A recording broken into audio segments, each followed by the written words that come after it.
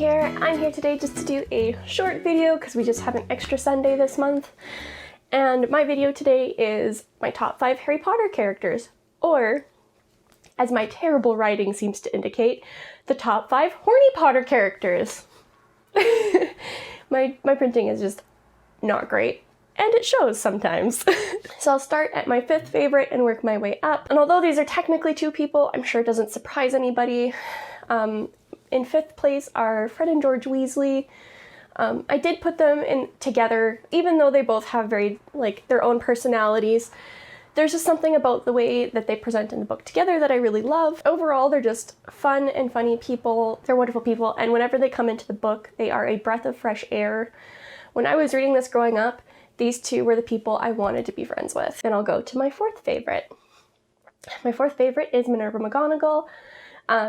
Although she was strict, she was fair, she was intelligent and powerful and just incredibly well respected, and growing up, that's the kind of woman I wanted to be, which leads me into my 3rd favorite character, and that is Hermione Granger.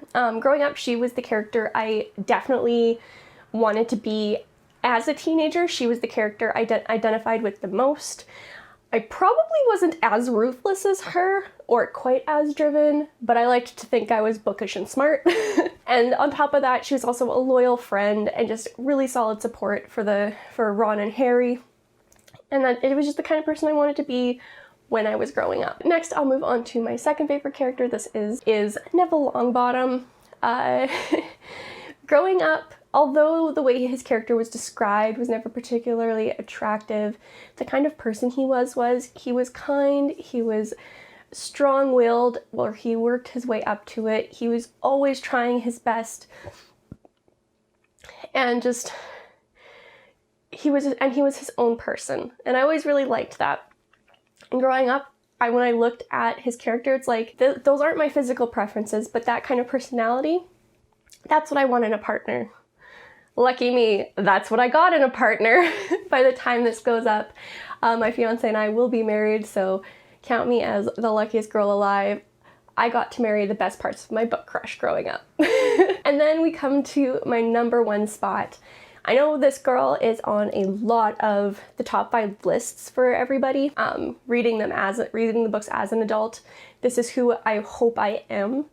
She is kind, she's intelligent, she's quirky, but just incredibly curious and just kind to everybody. And she doesn't let the prejudices of her world and the offenses against her get her down or cover her or impact her personality negatively. And that would be Luna Lovegood. I know I'm not the most average person.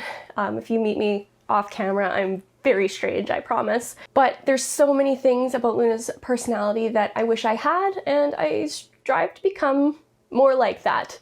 Well, in fact, I strive to be like a lot of the people on this list. These are all people who, if they existed in real life, I would want to surround myself with. And that's why they made this top 5 list. They just are great people. They have great personalities, great characteristics, and the positive things about them are things I want in my life. And so there's my top 5 Harry Potter characters. There's the reasons and the way these characters connect to me in my life. I hope you enjoyed the video, and I'll see you guys in the next one. Bye!